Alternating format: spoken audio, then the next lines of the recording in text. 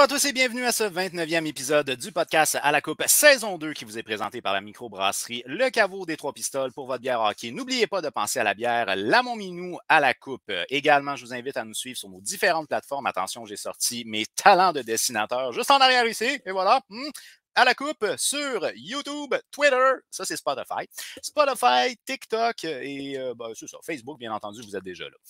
Je vous invite également à regarder la notif des sportifs à tous les mardis midi qui est animée par l'animateur Loric Salvaille qui nous déblatère un petit peu sur l'actualité du hockey en général et également de nous suivre sur le alacoupe.ca.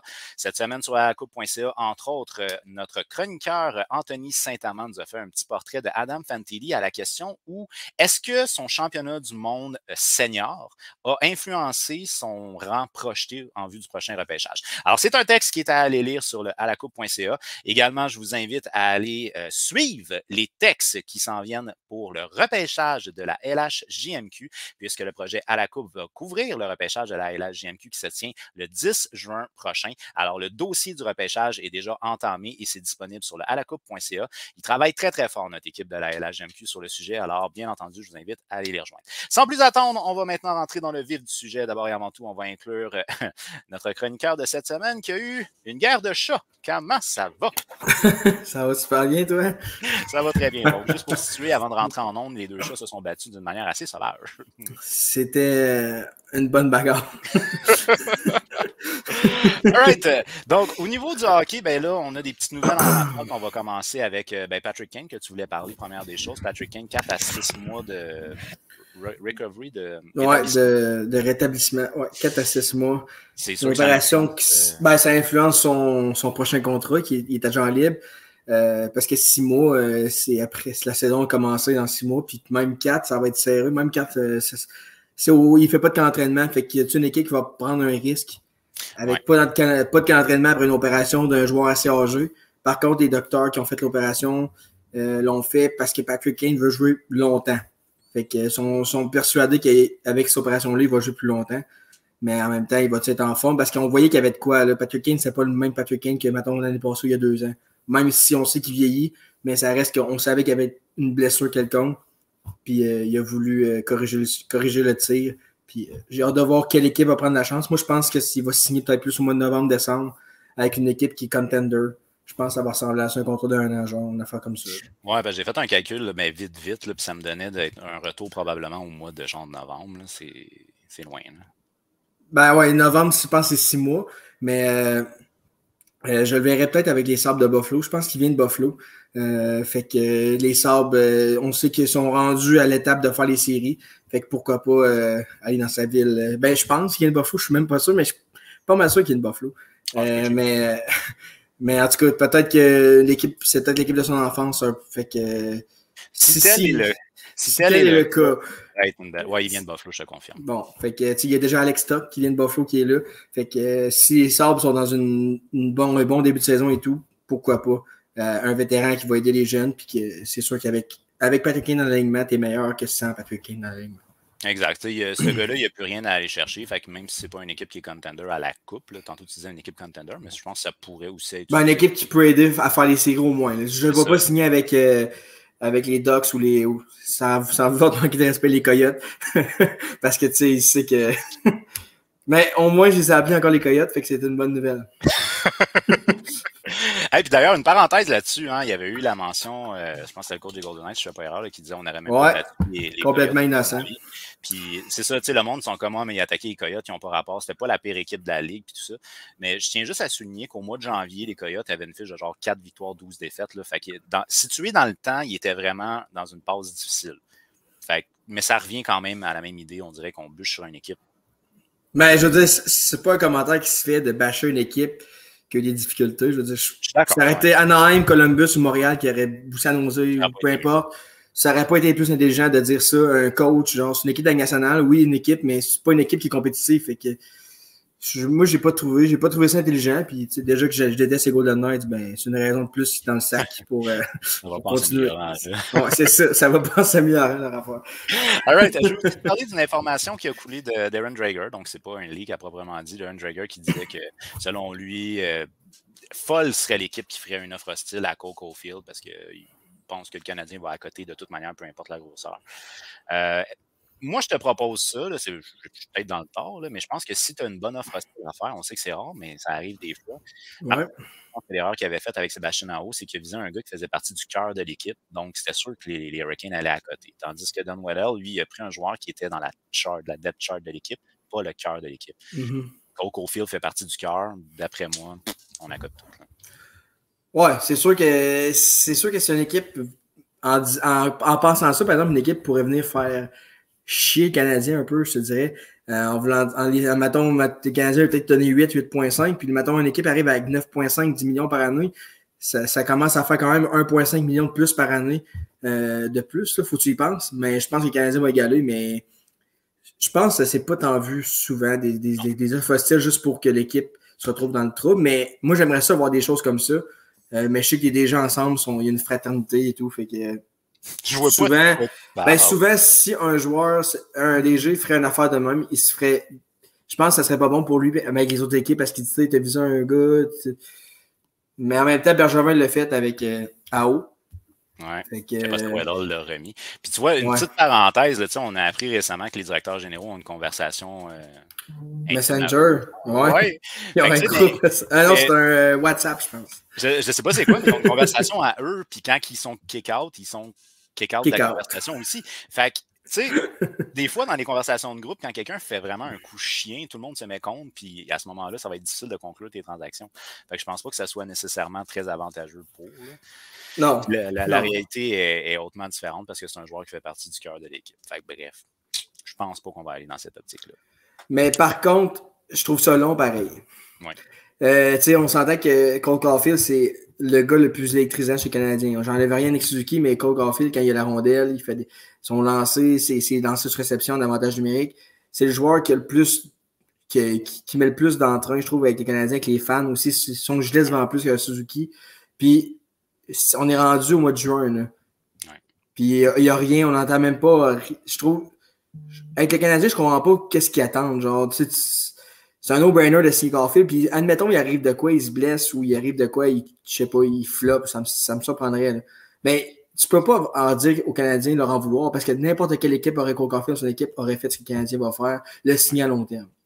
Peut-être que le Canadien ne veut pas le signer à long terme, mais moi, je pense que ça fait 2 ans qu'il est dans la Ligue nationale. C'est pas complète, mais ça reste qu'il nous a montré quand même ce qu'il pouvait faire. Puis, en tout cas, moi, un joueur vedette qui c'est long avant de signer, je trouve tout le temps ça plate.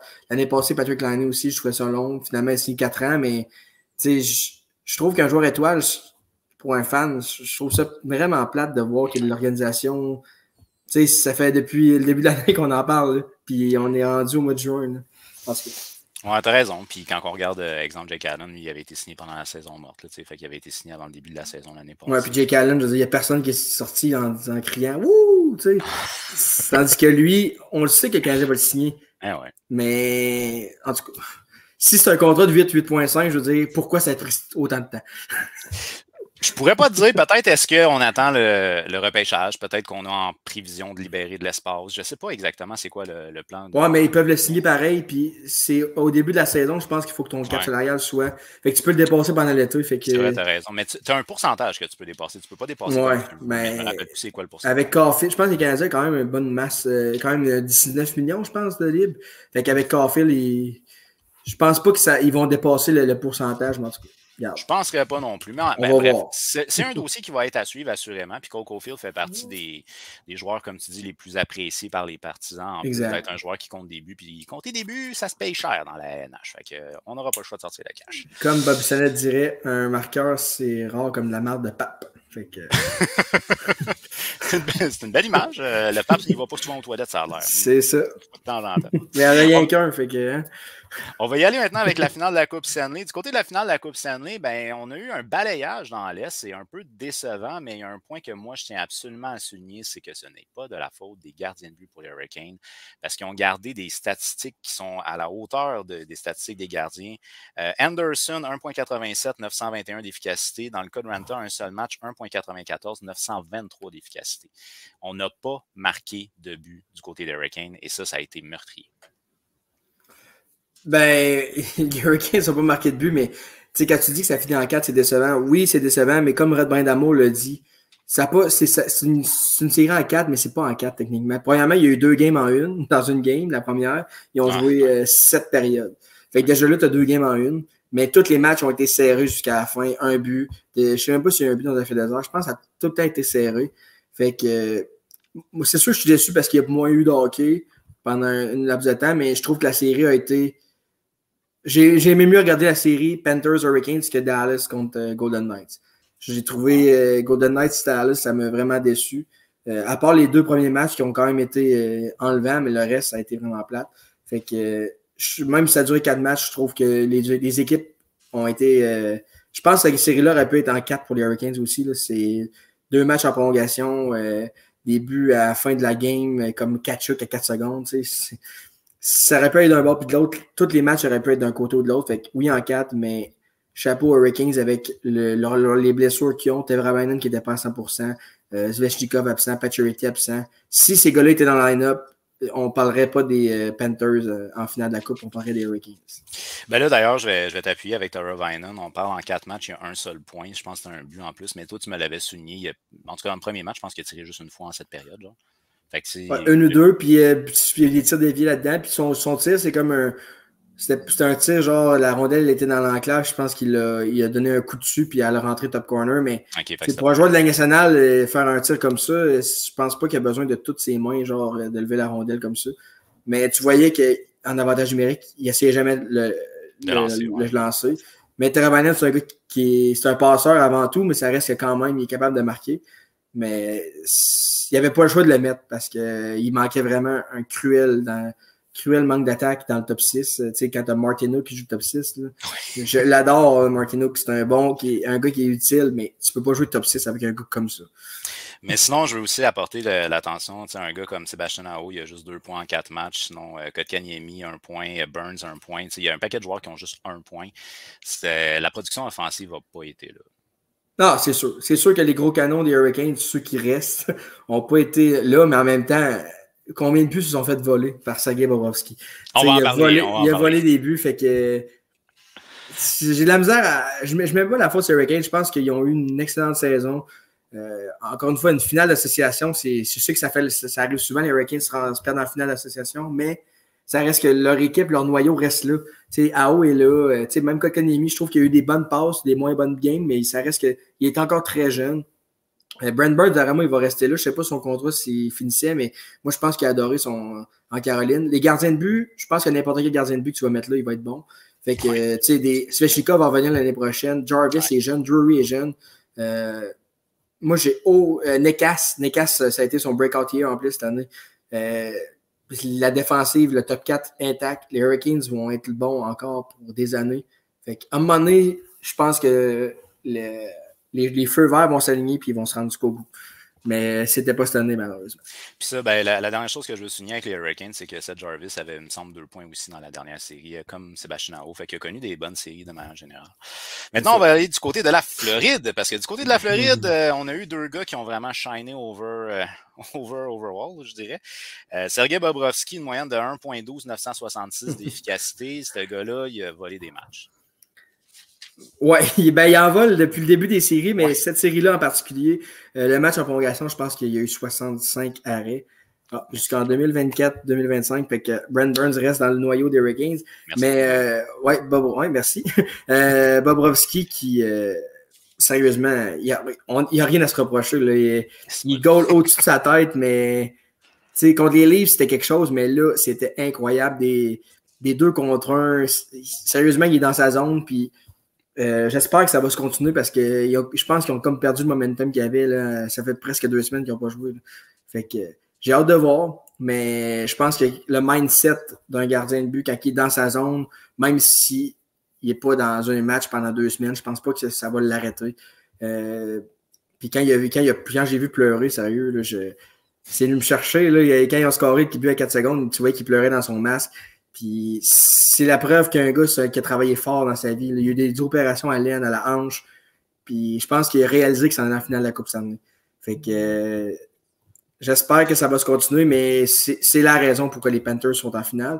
Oui, il y en a qui vont parler de Matthew Tkachuk, mais Matthew Tkachuk a eu des matchs qui étaient absents, surtout contre Toronto. Mais Bobrovsky, lui, a toujours répondu présent. Oui, moi, ce que je t'avais dit la semaine dernière, je pense que je ne fais pas erreur. Là, la première ronde, je me disais Matthew Tkachuk, Connie Smythe. Deuxième ronde, je me disais Bobrovski, Connie Smythe.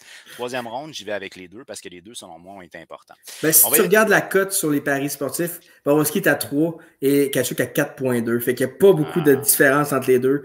Après ça monte, là, surtout pour Vegas, que je pense que n'importe qui peut gagner Connie Smythe. Fait que je pense que si les matchs demeurent à beau pointage et Bobrovski goal comme ça va être Bobrovski. Mais si Tkachuk score 3 buts en 3 matchs en overtime, ça va être Tkachuk aussi. Fait que, et là, on va en parler puisque oui, Matthew Tkachuk a été le sauveur à plusieurs reprises. Lors de ses 4 matchs contre les Hurricanes, il y a 4 buts pour 5 points, dont entre autres 3 buts de la victoire, ce qui égale le record de tous les temps dans la LNH pour une seule série. Oui, c'est ça. Pour une seule série, 3 buts de la victoire, il égale Dustin Byfuglien en je ne sais pas quelle année. Mais en tout cas, bref, il a égalé un record par rapport à ça. Écoute, Matthew Tkachuk a été overall, non seulement il a sauvé en prolongation, mais tu sais, son petit move de on sort, ça donne une saveur à l'organisation. Puis j'aime le fait qu'il rallie ses gars ensemble. Je ne le voyais pas comme un leader, mais finalement, il l'est peut-être. La première game, je pense, on sort parce qu'on est fatigué. Mais la deuxième game, il disait vraiment on s'en va à la maison. Là. Fait que, tu sais, moi, j'adore ce genre de célébration-là, surtout en prolongation. Là, je veux dire, le match est fini, fait que tu t'en vas tout le monde.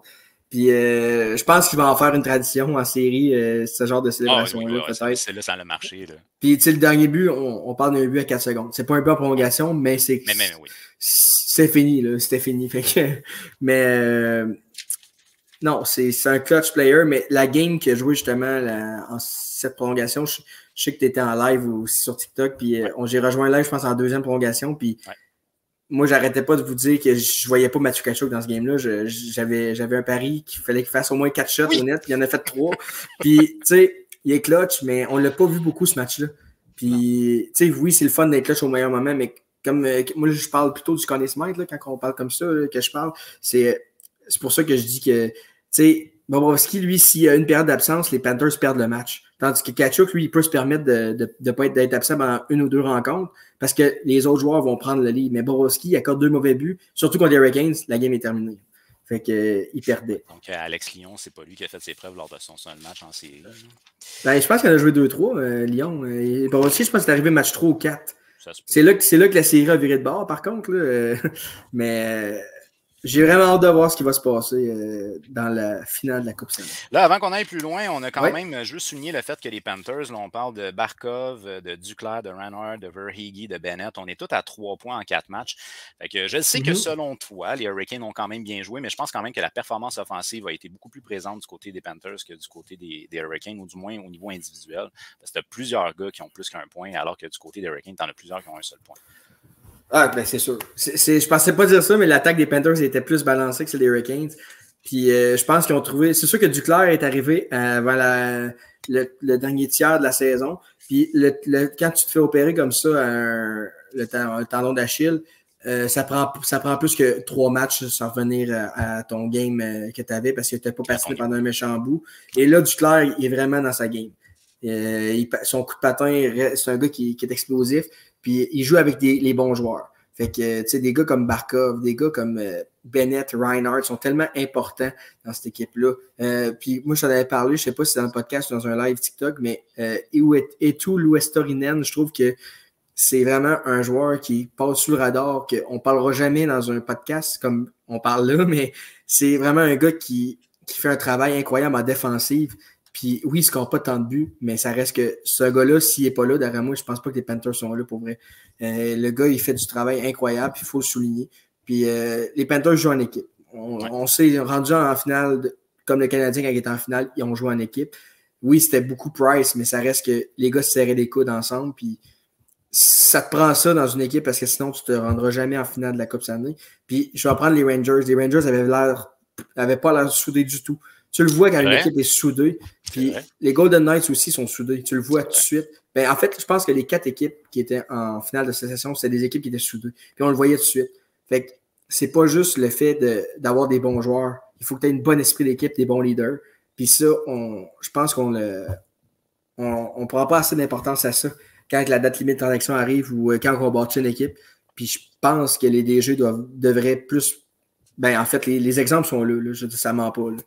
Non, en effet. Puis de toute manière, ça, c'est pas quelque chose que tu peux créer à partir de transactions. Là. Ça se crée beaucoup entre les gars à la base. Là. Ben, c'est ça, parce que des fois, des gars qui s'entendent juste pas, là, qui sont pas faits pour être ensemble. Là. Tu sais, je pense que tu as Mike Hoffman dans ton équipe, tu peux pas avoir un bon esprit d'équipe. Ce gars-là, partout ce qui a passé, ça a été bizarre comme parcours. Fait que, mais juste Corey Perry avec les Canadiens, je pense que si t'enlèves Corey Perry de cette année-là, je suis pas sûr qu'il gagne, qu'il s'en va en finale. Tu sais, quand il perdait 3-1 contre Toronto, il s'est levé dans la chambre. T'avais Rick Stahl aussi qui était là aussi. T'avais deux des meilleurs vétérans, je pense, dans la ligue qui ont gagné. Chez Weber est important. Chez Weber, je l'oublie, mais effectivement, t'avais un trio, même Carey Price. Ah ouais, même Carey Price. Ça te prend des leaders. Puis les Rangers de New York, ben, j'ai regardé ça, puis je me disais, il manque des leaders. Ouais. Je suis d'accord avec toi. Alors, pour fermer maintenant, pour ce qui est de la conférence de l'Est, le seul autre point que je vais apporter, moi, c'est le fait qu'on a comparé beaucoup les statistiques de Sergei Bobrovsky avec celles de Carey Price en 2021, quand on s'est rendu en finale de la Coupe Stanley. Mais une différence majeure qui existe entre Sergei Bobrovsky aujourd'hui et Carey Price, c'est que son équipe est capable de marquer des buts, alors que Carey Price, c'était pas le cas. Fait que, bref, du côté des Panthers, on a bon espoir en série finale, puis je pense que toutes les chances sont de leur côté. Ensuite de ça, on va y aller avec la conférence de l'Ouest, une série, semble-t-il, que tu as trouvé moins intéressante. Moi, je l'ai trouvé quand même assez intéressante. C'était violent. Jamie Benn qui s'est fait sortir en partant. Puis les Golden Knights ont remporté 4-2 contre les Stars de Dallas. Bien entendu, j'aime beaucoup Jake Oettinger, mais ça a été difficile en série. Semble-t-il qu'il jouait avec plusieurs blessures du côté de Jake Oettinger. 3,84, 877 d'efficacité contre les Golden Knights. Ça, là, c'est la mort des Stars. Oettinger, il n'est pas là, les Stars ne peuvent pas. Ouais, puis ils ont manqué beaucoup de chances de marquer les Stars. Le match numéro 6, j'ai pas pu l'écouter en live.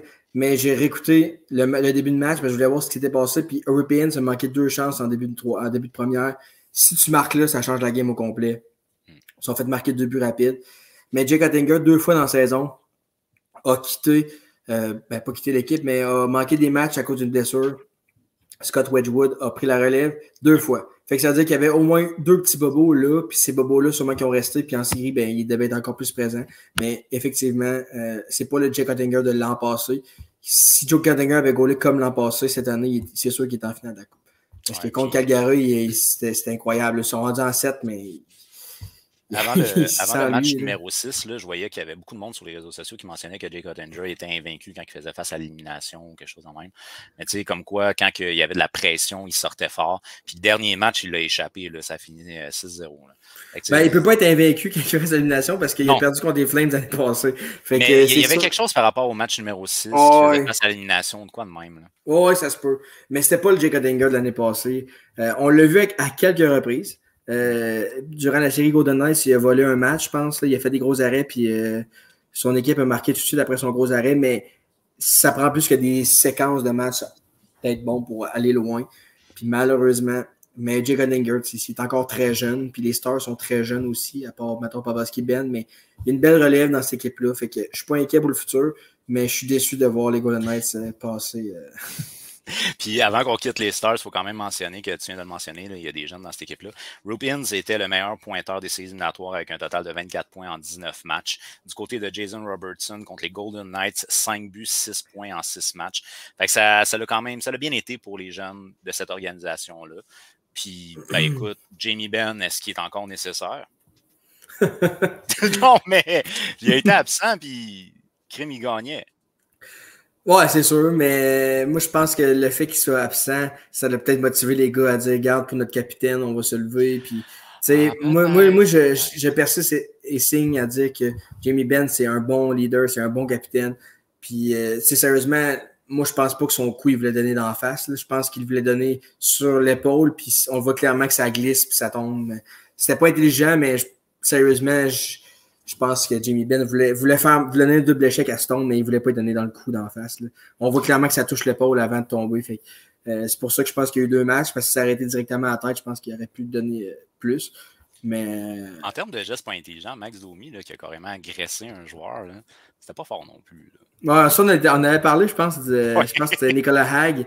Mais en tout cas, Domi, c'est son style. Puis moi, j'aime mieux voir un joueur comme ça qui veut provoquer quelque chose qu'un joueur qui reste assis et qui fait rien. Tu sais, Domi, si c'est un gars qui veut gagner, tu le vois. Est-ce que c'est tout le temps la bonne raison, la bonne façon de le faire? Non. Mais le gars veut. Puis le vouloir, quand tu veux, tu peux, à un moment donné. Puis moi j'aime mieux voir ça qu'un gars comme Clendening qui il y a un gilet, il y a un gilet puis il y a un nom sur le casier, mais on n'entend pas parler pendant tout. Claude ici qui nous dit que bon, Ben avait été très flat au 6e match, mais ça a été... Ben, je te dirais que l'équipe au complet. Sérieusement, là, moi j'ai eu une game de deck lundi, puis j'étais fâché parce que je manquais le match numéro 6 entre Dallas puis Vegas, puis je manquais le numéro 7 entre les Celtics et le Heat. Puis les deux matchs ont été dégueulasses. Puis sérieusement, ça, c'est pas bon pour le sport parce que match numéro 6, 6-0, puis le match numéro 7 d'une autre ligue, qui est une ligue très importante, qui finit par 20 points, 19 pour être plus précis. Sérieusement, on avait des attentes envers ça. Puis finalement, une chance que la Coupe Memorial existe parce qu'on a eu un bon match entre les Remparts et les Thunderbirds. Mais sérieusement, ça fait vraiment mal au sport de voir des games si importantes. On appelle ça un blowout là, en termes de sport.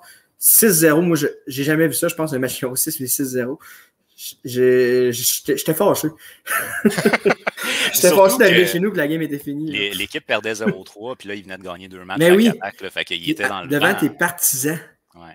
Les deux équipes étaient devant leurs partisans. Là. Dans les deux sports, ils sont fait éclater devant leurs partisans. Ça fait mal. J'espère qu'il n'y aura pas de séquelles d'un bord ou de l'autre. Juste une parenthèse, là, tu parlais de la NBA. Là. Moi, je ne suis pas beaucoup, mais j'ai vu que c'était jamais arrivé dans l'histoire de la NBA qu'une équipe avait remonté 0-3, puis là, il avait réussi à gagner. Mais oui. Il était en 7e, il avait gagné 3 matchs d'affilée. Il était au 7e match à domicile. C'était 150-0. La fiche des équipes qui venaient 3-0. Puis là, ça aurait pu être 151, mais non, c'est 151-0. Mais c'est la 4e équipe qui s'en allait à un 7e match, qui remontait le 0-3, mais à 3-3, mais le 4e, ils n'ont pas gagné. Fait que, je sais que dans la Ligue nationale, je pense que c'est 4 fois là, que ça s'est fait, la remontée. Mais dans le NBA, c'est jamais arrivé.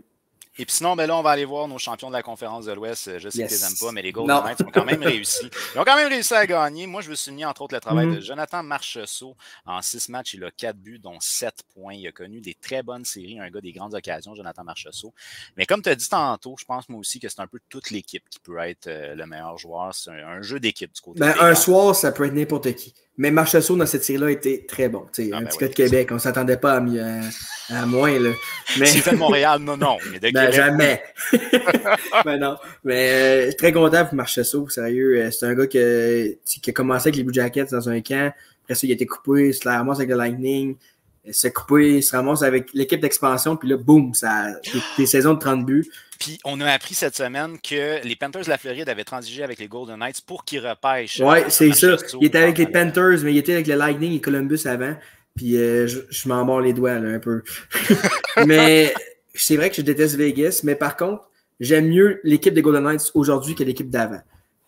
Au moins, là, ils ont construit leur équipe. Ils ont été dans on fuck le repêchage, on échange tous nos choix, nos espoirs, puis on va chercher des joueurs. Puis je serais tellement content pour Jack Eichel, par contre. Si maintenant Vegas gagne la coupe, Jack Eichel, Bob Hartley, j'écoutais à BPM cette semaine, puis il disait qu'il y avait pas beaucoup, il était pas en haute estime de Jack Eichel, mais là, il dit, il joue du hockey, le gars, là. Puis c'est vrai, c'est un des meilleurs joueurs des Golden Knights. Il s'est fait tout le temps dire que c'est lui qui est après McDavid, puis qu'il choke, qu'il a une mauvaise attitude, puis là, il est en finale de la coupe, puis c'est une des raisons pourquoi.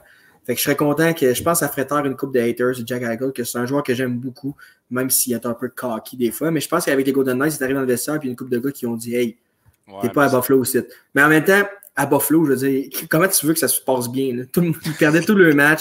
Quand même une pression à Buffalo, qui ont déjà été une très bonne équipe de hockey. Fait que, mais je serais content pour Marchessault et Eichel. Mark Stone aussi, qui visiblement joue blessé. Là. Son dos, je pense, l'a fait souffrir. Fait que c'est des bons guerriers. C'est plus le deuxième étage des Golden Knights que j'ai pas aimé, le traitement à Fleury, Robin Lehner après. Je trouve qu'il manque un peu de tact, mais en même temps, c'est une business. Puis je sais pas si tu avais prévu de parler de Ivan Barbachev, mais c'est probablement l'acquisition la plus importante de la date limite transaction. Puis encore une fois, ce n'est pas un joueur de premier, deuxième trio, c'est un joueur de profondeur, un gars qui a déjà gagné la Coupe Stanley. Mais le gars, là, il joue du hockey incroyable. Sérieusement, là, ce gars-là, il est incroyable. J'en reviens pas, moi. Quelle acquisition!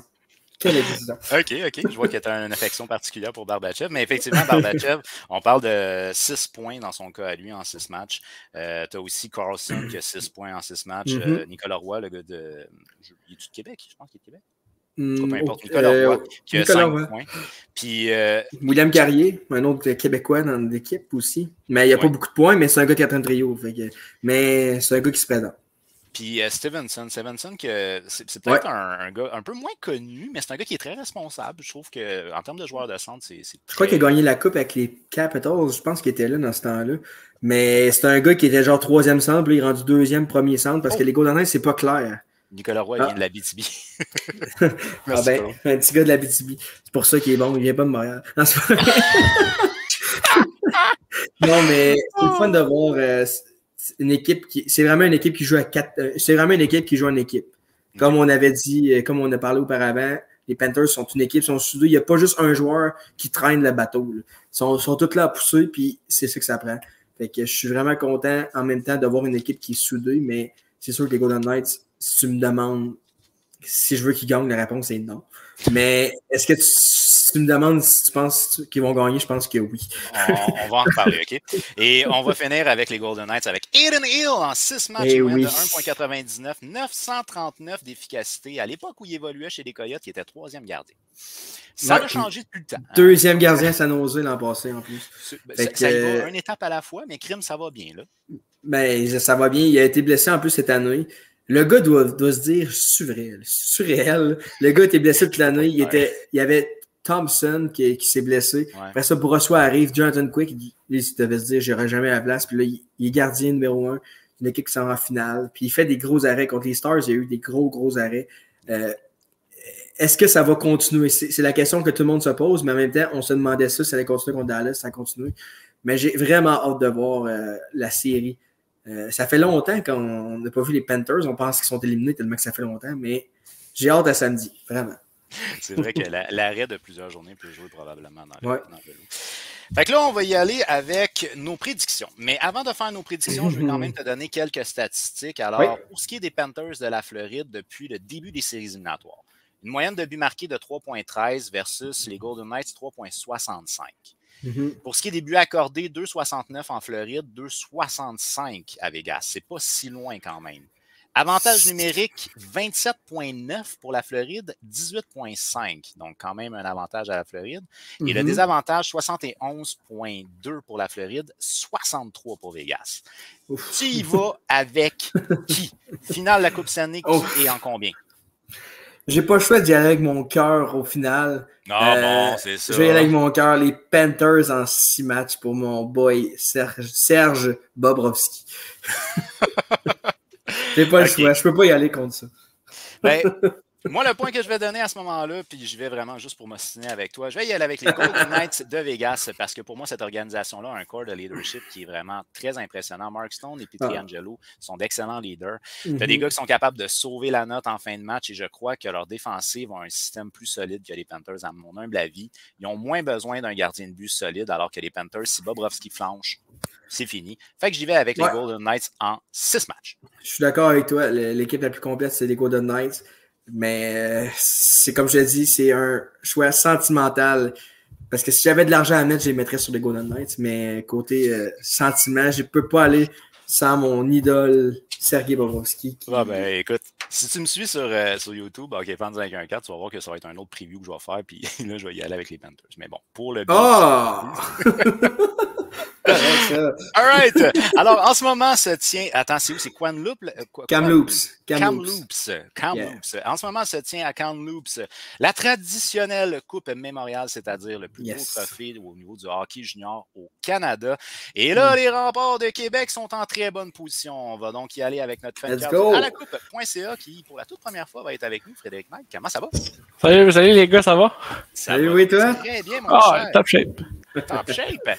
Écoute, en ce moment, il y a la Coupe Mémorial. Donc là, c'est en branle en ce moment et les Remparts sont très, très bien placés.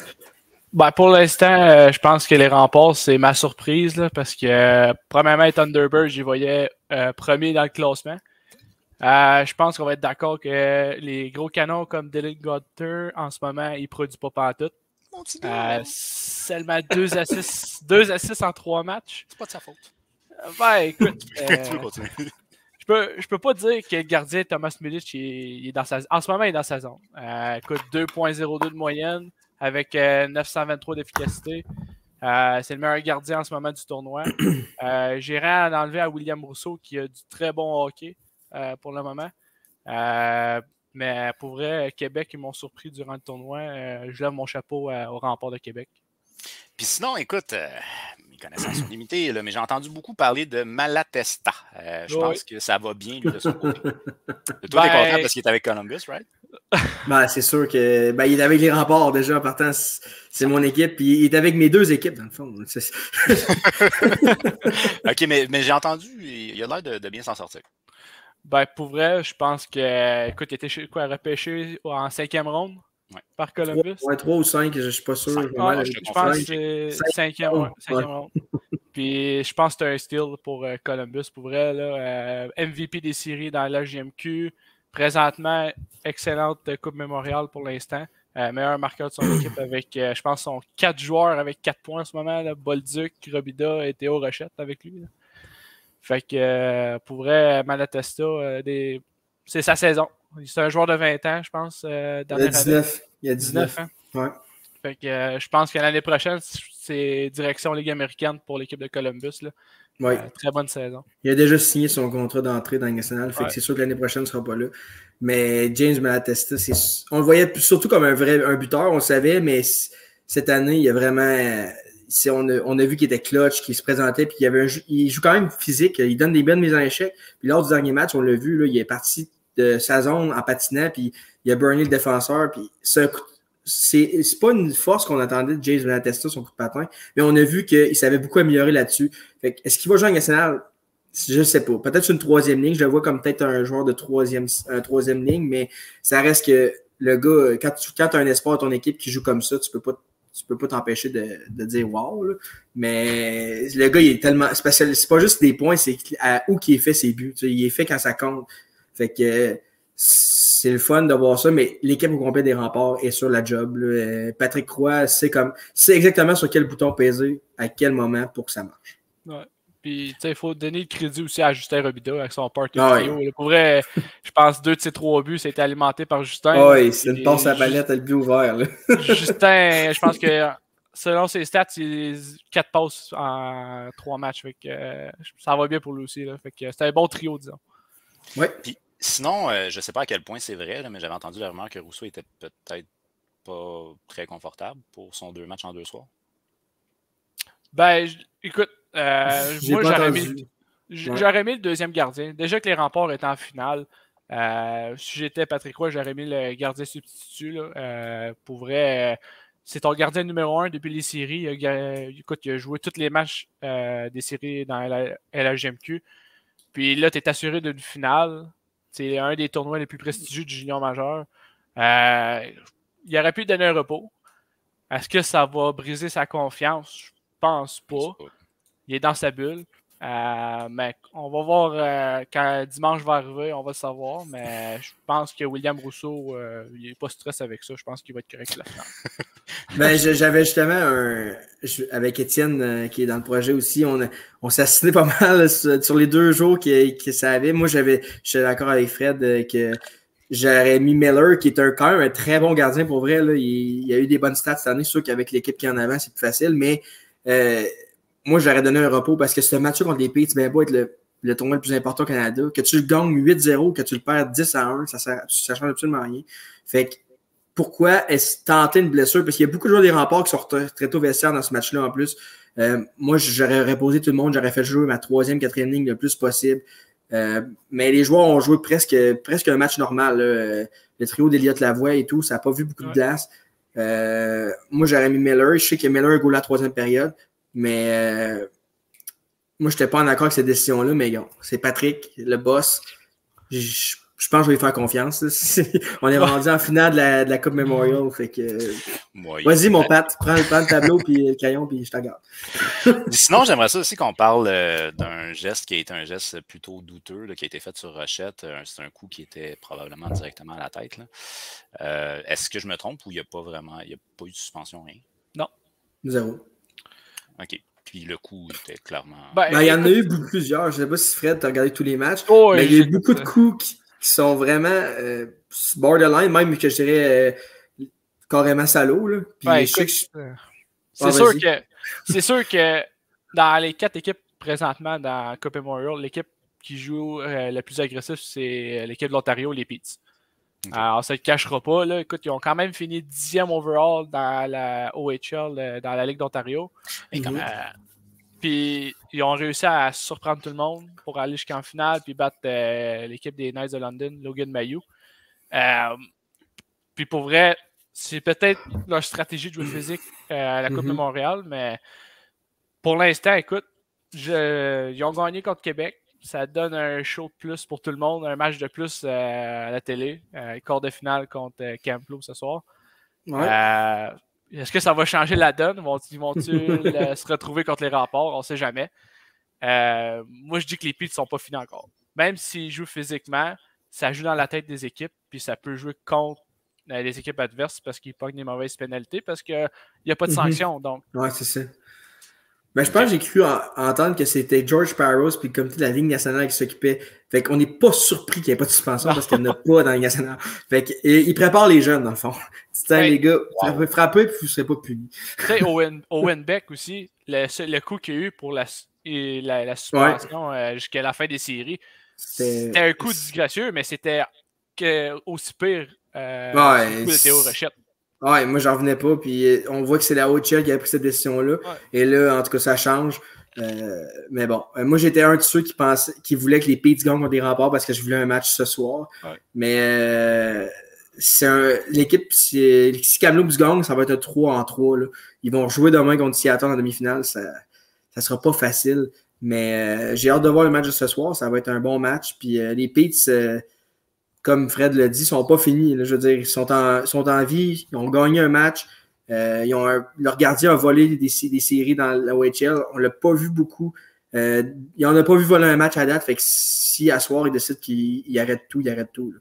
Fait que j'ai hâte de voir. J'ai vraiment hâte de voir. Il y a des Brendan Altman, des Owen Beck qui sont là. Ils n'ont pas de mauvaise équipe, les Peets. Mais c'est sûr que c'est pas le même calibre que les 3 autres, selon moi. Puis là, ce soir, c'est les Peets contre Kamloops. L'équipe hôtesse. Okay. Mais l'équipe hôtesse qui est quand même assez loadée, je dirais. Ouais, de mémoire, il me semble, puis là, je me trompe peut-être, mais je pense qu'ils étaient 2e, eux autres, dans leur ligue, ça se peut-tu? Ben, ils ont perdu contre Seattle en demi-finale. Fait que, ils étaient 3e, je pense. Ouais, Winnipeg était 2e, je pense. Je pense que c'était 1 puis 2 en finale. Mais dans l'Ouest, c'était loadé. Je pense que j'ai jamais vu ça. Toutes des équipes autant loadées de même. OK. Donc là, si je comprends bien, selon ce que tu me dis, Frédéric, je dirais probablement avec la déception, c'est les Thunderbirds de Seattle. Oui, 100%. Pour vrai, avec l'équipe qu'ils ont en ce moment, Dylan Gunter pour un choix de première ronde par Arizona, il faut qu'il en démontre plus. Il faut qu'il en démontre plus. Il y a eu une excellente un championnat du monde junior excellent. Tout le monde l'attendait à ce qu'il performe. Puis en ce moment, 2 points, aucun but. En tout cas, j'espère qu'il va produire en demi-finale. C'est pas fini, mais. Il garde le meilleur pour la fin, je suis confiant. Ouais. Parce que, tu sais, comme Fred dit, c'est sa déception, mais ils sont quand même en demi-finale. Ouais. Puis ils vont affronter une équipe qui joue soit un 2-2 ou un 3-3. Fait que techniquement, l'avantage est de leur côté. Leur gardien est excellent, leur défensive est tellement forte. Je veux dire, sur papier, c'est la meilleure équipe est de loin. Puis c'est vrai qu'ils n'ont pas été si dominants que ça. Mais ils sont dangereux. Puis si, mettons, on y va avec ta surprise, je sais que tu as dit que les Remparts, c'est ta surprise, mais as-tu un joueur qui t'a vraiment surpris depuis le début de la Coupe Memorial? Le joueur, Malatesta, je pense qu'il l'a prouvé en série de la GMQ. Mais pour vrai, le joueur de Seattle, Karl Kronovich, je pense. Je ne m'attendais pas à ce qu'il soit le meilleur marqueur du tournoi avec Stan Coven. Il a sorti de nulle part. Je ne m'attendais pas à ça lui. Moi, je m'attendais plus à Gunter puis à des gars plus hauts que ça, comme Hartman, qui produisent plus. Mais écoute, c'est ma surprise pour l'instant. Si Seattle gagne le tournoi, pour moi, ça va être lui le MVP de la Coupe Memorial. Ou un Thomas Milic, qui est quand même un des meilleurs gardiens pour l'instant. Mais on verra. Puis William Rousseau, on ne sait jamais. S'il gagne la finale, ça pourrait être le MVP aussi, qui a une excellente moyenne. Effectivement. On ne sait jamais. OK. Puis si, mettons, tu y vas avec ton joueur MVP so far, là, tu irais avec Malatesta? Non, si les Blazers gagnent, puis qu'ils battent aussi Seattle, faire 4 matchs en 4 soirs, ce qui m'étonnerait, j'y vais avec Logan Stankoven. excellent tournoi. 8 points en 3 matchs, pour vrai, c'est un excellent joueur. Bon, ouais. Écoute, il a joué à sa finale de conférence. Il a été éliminé par Seattle, puis il a quand même fini meilleur pointeur des séries de la Ligue de l'Ouest. Je pense que c'était 30 points en peut-être 15 ou 16 matchs. Pour vrai, il y a des excellentes séries. Puis en Coupe Memorial, en ce moment, il domine. Puis si ça serait mon MVP, ce serait Logan Stankovic si les Blazers vont en finale. Puis ça, est-ce que tu serais d'accord avec lui, pour toi, Sam? Ben, c'est le meilleur joueur du tournoi pour l'instant et de loin, mais je suis pas surpris. Je veux dire, le gars, c'est un vol. C'est un vol des Stars de Dallas, selon moi. Moi, c'est le joueur que j'avais targeté pour le Canadien lors du repêchage. Je pense que c'est l'année à Mailloux, je pense, en plus. Mais ce gars-là, il est pas gros, mais il y en a dedans. Je pense que la hangue de Gallagher, mais avec du talent en plus. Là. Je veux dire, le gars, il a un talent incroyable. Puis, je suis vraiment content qu'il performe sur un... Tu sais, c'est de la pression quand même, la Coupe Memorial, surtout à domicile. Mais je suis vraiment content de le voir performer. Puis c'est comme Fred a dit, c'est le meilleur joueur. Puis si Kamloops va en finale, c'est indéniable que ça va être lui, le joueur par excellence de la Coupe Memorial. OK. Bon, ben dans ce cas-là, on n'est pas trop sûr de savoir qui va gagner. Est-ce que j'en comprends? Non. On n'est jamais sûr de rien, Yves. Non, c'est un fait. C'est un fait. OK. Fait que j'aimerais ça qu'on parle quand même, soyons un peu Canadien de Montréal, qu'on parle un peu des prospects du Canadien de Montréal actuellement dans la Coupe Memorial. On pourrait commencer peut-être avec Davidson. Chez Jared Davidson, je pense. Yes. Ouais. OK. Comment ça se passe de son côté à lui? Écoute, veux-tu y aller, Sam? Ou... Ben, il connaît un bon tournoi, mais tu sais, si tu regardes juste ses stats, c'est impressionnant, Jared Davidson, mais il joue tellement avec une bonne équipe et des bons joueurs que ça l'aide beaucoup. Fait qu'il performe quand même bien dans le tournoi. Il a un excellent lancer. Par contre, il ne faut pas être aveuglé par les statistiques, comme je viens de dire. Là. Le gars joue dans une équipe qui est incroyable. Je pense pas qu'il a le potentiel de jouer dans l'NH. Pour vrai, je pense que c'est un gars de la Ligue américaine qui va être bon, mais il va peut-être jouer une coupe de game, call-up, mais selon moi, c'est pas un joueur qui va jouer dans la Ligue nationale. Mais on ne sait jamais, parce qu'il y a du talent. Mais j'aurais aimé ça le voir avec une équipe, tu sais, je pense pas qu'il y aurait eu le même genre de saison avec une équipe beaucoup moins dominante que la meilleure équipe au Canada, selon moi. OK. Puis est-ce que tu rebordes dans ce sens-là, toi aussi? Ben, écoute, on a signé, je pense, le défenseur de Jayden Struble au début de la saison, si je me trompe pas. Là. Ouais. Personnellement, Jared Davidson, je pense qu'il est meilleur que lui. Oui, selon ses stats, encore, on peut comparer qu'il est bien meilleur que Jayden Struble parce que, écoute, lui, il a joué dans la NCAA. Il a joué moins de matchs à un niveau de calibre de jeu peut-être meilleur que la WHL, mais Jared Davidson joue dans une équipe vraiment comme Sam dit, loadé. Là. Il est là pour faire des points, puis mais c'est dans le camp d'entraînement qu'on va voir l'année prochaine. Moi, je le vois meilleur que Struble. On a signé Struble. Est-ce que ça a été une erreur? On verra, là. Parce que les Canadiens ont tellement de défenseurs, des Mailloux, des Struble, des Davidson, des Hudson, ils sont là. On dit que la défense des Canadiens, il en manque, mais on en a tellement, c'est que... Je suis d'accord avec toi. J'aimerais ça te poser une question. Vas-y donc. Avant qu'on aille plus loin, moi, Jared Davidson, il est listé centre, il n'est pas listé défenseur. Non, c'est un attaquant. Je suis un peu fourré. C'est un attaquant, Davidson? OK, parce que là, on parle de Jayden Struble. J'étais un petit peu... Ouais, c'est un joueur de centre. En tout cas, moi, c'est ce que j'ai sur Elite Prospect. Ouais, c'est un attaquant, mais je pense que Fred, ce qu'il voulait dire, c'est qu'ils ont signé Struble, fait que ça enlève une place de contrat pour peut-être... Ouais. Je pense que Davidson ne sera pas signé, probablement, parce que tu peux pas signer tout le monde. Mais moi, j'aurais signé Davidson au lieu de Struble, parce que justement, la profondeur au niveau des espaces canadiens est quand même très grande. Fait que j'aurais peut-être essayé, parce que des joueurs comme Davidson qui arrivent un peu nulle part, c'est un choix de 5e ronde, ça? Ouais, exact. Selon moi, je pense que ça va être un bottom 6 dans le national s'il le fait, mais on ne sait jamais ce qui peut arriver. Fait que moi, j'aurais pris une chance sur Davidson au lieu de Struble, mais bon, le CH, je pense qu'il aime bien Struble. Je pense que Kent Hughes, son fils a joué avec ou quelque chose du genre. Fait que c'est des choses qui arrivent, mais pour Davidson, moi, c'est mon point de vue.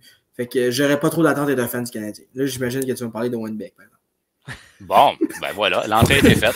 Winbeck du côté des Beats, comment ça se passe? Écoute, ça va. Ben, il n'y a pas la meilleure Coupe Memorial qu'il y a eu. Là. La saison a quasiment 1 point par match en saison puis en playoff. C'est un joueur qui joue les deux sens de la patinoire. Il est intense, il joue au hockey, il finit ses mises en échec. Bon coup de patin, bon lancer, fait des belles passes. Son IQ, il est excellent. Là. Pour un gars de la OHL, pour vrai, c'est probablement le gars avec le plus gros IQ. Pour les Canadiens, est-ce qu'il va faire la Ligue nationale bientôt? Peut-être un gars de quatrième ligne. Mais un gars comme Jared Davidson, comparé à Owen Beck, Jared Davidson, on dirait qu'il a plus prouvé, mais Owen Beck, c'est un joueur plus complet.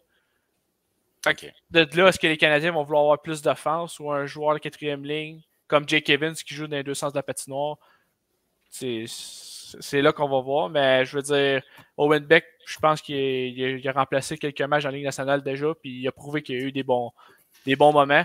Je pense qu'il est peut-être pas au moment après, mais si les Canadiens veulent prendre une chance, je vais commencer sa quatrième trio ou dans la Ligue américaine comme dans les deux premières lignes.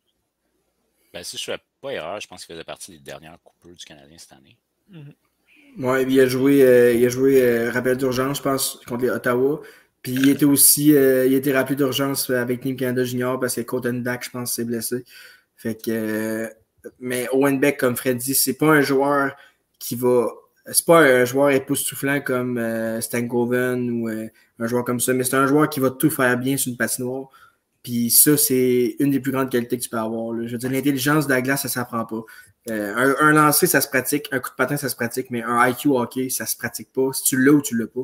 Puis là, il l'a. Fait que quand tu as l'IQ hockey, tu peux travailler avec un joueur ses petites faiblesses. Puis Owen Beck a un excellent coup de patin. Fait que pour un joueur qui peut jouer les deux sens, avoir un excellent coup de patin et un bon IQ, c'est ce que ça prend.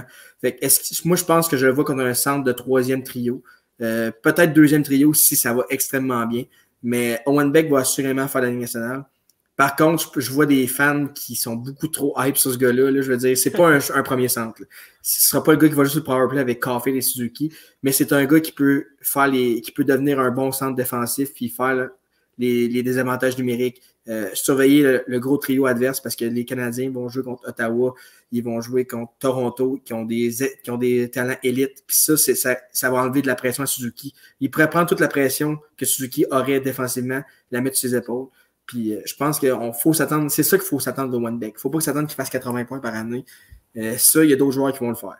Fait que mais son tournoi, il n'est pas si pire pour vrai. On le voit sur la glace. Puis quand tu vois un joueur sur la glace, c'est bon. Si tu n'entends pas parler, c'est là que ça cloche. Mais en même temps, il joue pour les Petes qui sont fait lessiver les deux, le 10 à 1. Tu sais, je veux dire, il a reposé Beck aussi, là, les Petes.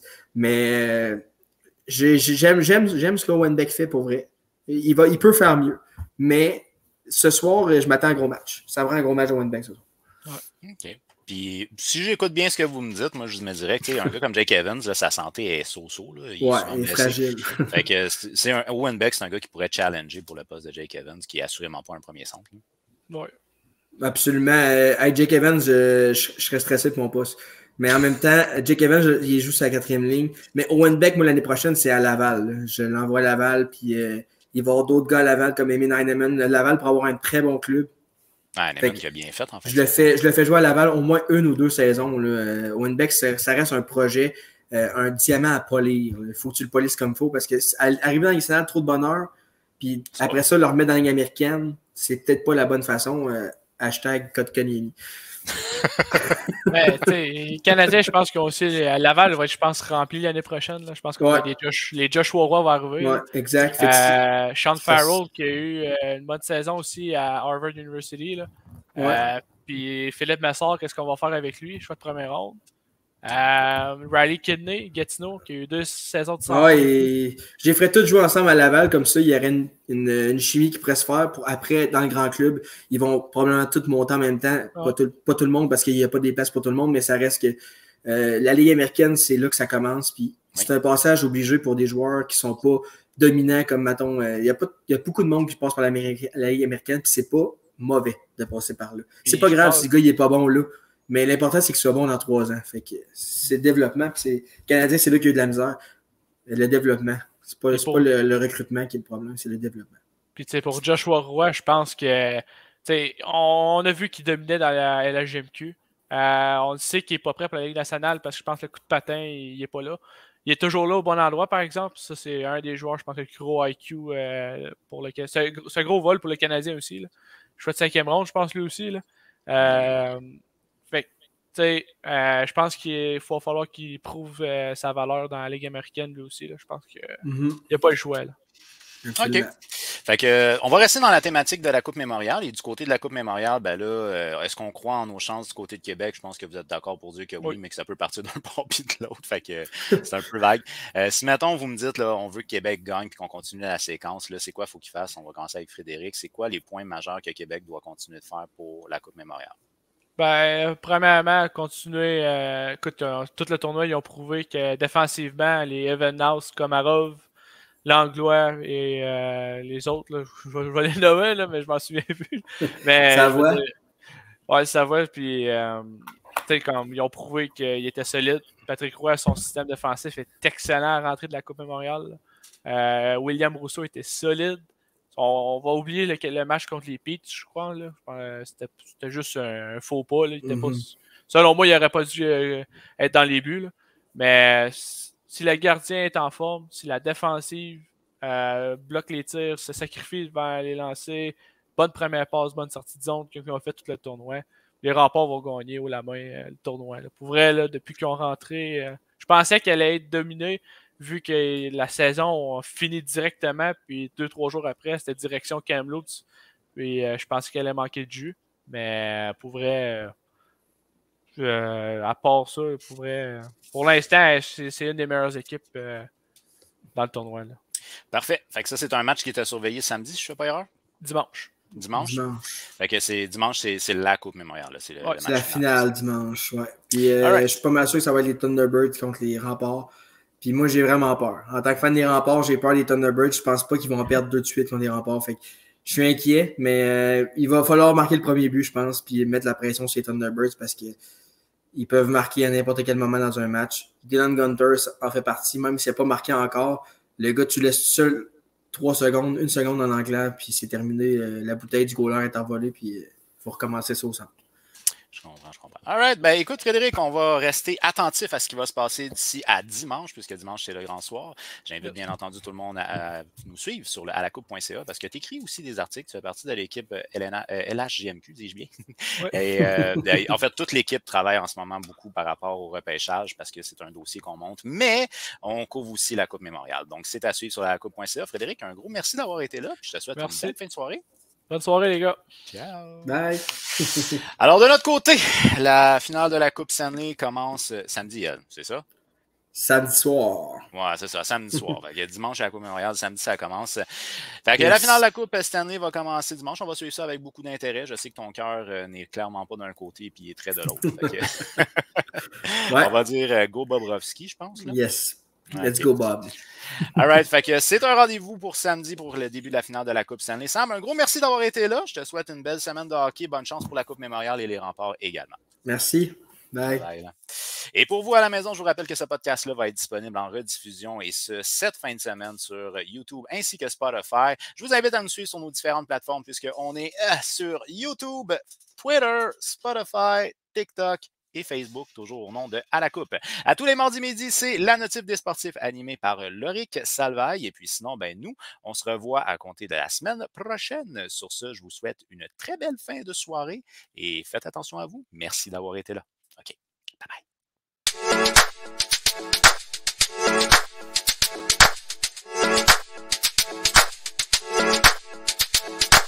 Bye-bye.